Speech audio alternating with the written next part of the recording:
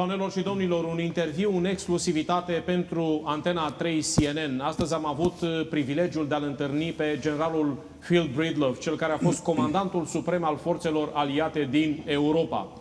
Este a doua întâlnire a mea cu generalul Breedlove.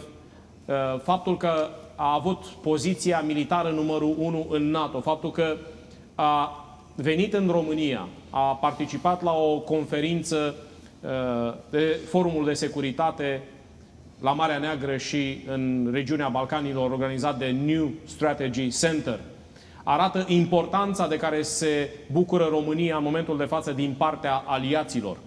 Generalul Breedlove, un cunoscător extrem de fin al detaliilor privind profilul militar al Rusiei, intențiile pe care le are în legătură cu acest război asupra Ucrainei, mentalitatea rusească și, dacă vreți, o anticipare a modului în care Rusia ar vrea să declanșeze un război în toată Europa dacă va reuși să treacă de Ucraina. Generalul Breedlove, în această seară, în exclusivitate, ne dă cele mai interesante detalii în legătură cu contraofensiva Ucrainei, care ar putea să însemne, atenție, eliberarea de sub invazia rusească sau dispariția definitivă a statului ucrainean. Asta înseamnă prezența trupelor războinice ale Rusiei la frontiera României. În calitate de fost comandant al Forțelor Aliate din Europa, generalul Breedlove a comandat toate trupele, știe exact care sunt elementele de detaliu, de culise ale armatei ruse și vedem chiar acum dezvăluirile pe care le-a făcut într-un interviu exclusiv pentru Antena 3 CNN. Doamnelor și domnilor, la Forumul de Securitate pentru Marea Neagră și Balcani avem marea plăcere să avem un dialog cu generalul Phil Breedlove, fostul comandant al Forțelor Aliate din Europa. General Breedlove, thank you for having this interview. It's a great pleasure to see you again. It's good to be back with you. General Breedlove, the Black Sea security area become a war zone because Russia invaded Ukraine and because this war is longer than we expected. What is the perspective of the Black Sea security and what NATO should do in order to enforce this area where 3 NATO members are Romania, Bulgaria, and Turkey? So we have long known how important the Black Sea is. But in a matter of fact, because there were so many other world issues going on, I'm afraid that we in the West, in the past, have not paid enough attention to this part of the world.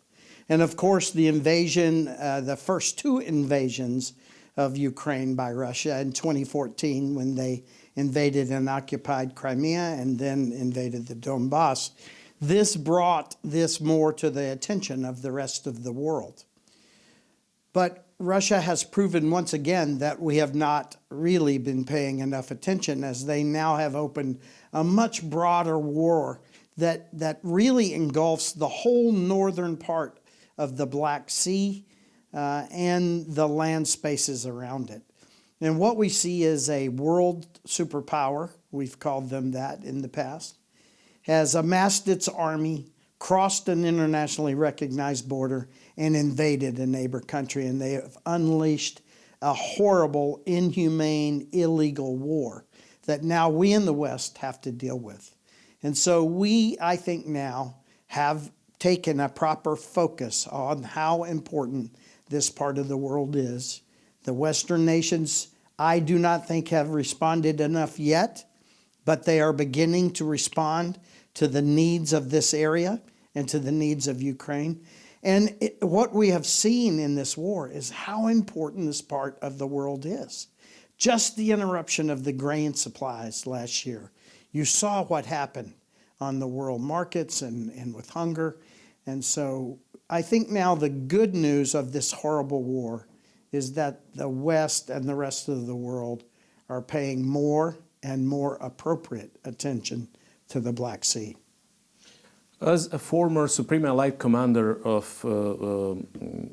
forces in Europe, General Breedlove, what is your evaluation on the Russia's capability to prolong this war? Because everybody hopes the war will end as soon as possible.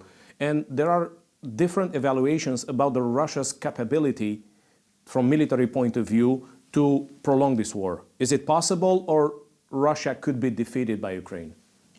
So what I'm going to say may not make some happy, but Russia's ability to prolong this war, I think, is entirely up to the Western nations. What we have seen so far in this war is that when we give Ukraine what it needs, and a Ukrainian unit on the ground meets a Russian unit on the ground, the Ukrainian unit wins, strategically defeating Russia north of Kyiv, strategically defeating Russia north and northwest of Kharkiv, operationally defeating Russia in the vicinity of Kherson, and now it looks like tactically defeating Russia in the neighborhood of Bakhmut. So when the West gives Ukraine what it needs to fight and win, Ukraine fights and wins. So a large portion of the determination of how long this war lasts, it really depends on how the West supports Ukraine. If we give them what they need to win, they will defeat Russia and this war will come to a quicker end. But Russia has huge human resources capability. They rely on quantity, not on quality. No doubt about it. And if we allow that bulk quantity to be the defining moment of this war, then it will last for a long time. But I say once again, when the West gives Ukraine what it needs, Ukraine defeats Russia. And that's what we need, is for Ukraine to win the war in Ukraine and move Russia out of Ukraine. And then we can begin to bring peace to this part of the world. Can you give us some hints about how this Ukrainian counteroffensive should be done in the next months in order to liberate their territory? So, boy, I don't like that question, but I will attempt an answer. Here's why I don't like it. The Ukrainian military has done a really good job, have they not? Everyone thought, this war was going to be over in days. And the Ukrainians have prepared a wonderful defense in depth, and they have fought and defeated, as we just outlined, Russia in many parts, retaking all that land that was taken in the original blitzkrieg. So I would be very hesitant to tell Ukraine how to fight, because they're doing a great job. Right. If I was planning it, I think my most important focus would be on cutting the land bridge to Crimea, retaking control of the water supplies for Crimea, dropping the Kerch Bridge, and thereby isolating Crimea, and then beginning to attack in depth, not by land forces, but by air and rocket and artillery forces, attack in depth into Crimea. Crimea is key territory in the long-term viability of Ukraine, and I think the West needs to be completely focused on Ukraine's ability to retake and hold Crimea. According to Russian military doctrine, General Breedlove, Russia considers the invaded territories from Ukraine as part of Russian Federation. And if somebody attacks those territories, I mean Crimea and Donbass, to be liberated, they could use a tactical nuclear weapon. This is the main threat, and do you think this is possible, and what consequences will be? So let's just get the facts straight right up front. None of that Ukrainian territory, and I call it that for a reason, none of that Ukrainian territory is Russian. They have invaded, and they are occupiers, just like wars throughout history. And the occupying force is not the owner of Ukraine, okay? Ukraine is in control of Ukraine. And so we need in the West to remember that in all of our policy decisions. Crimea is not Russia.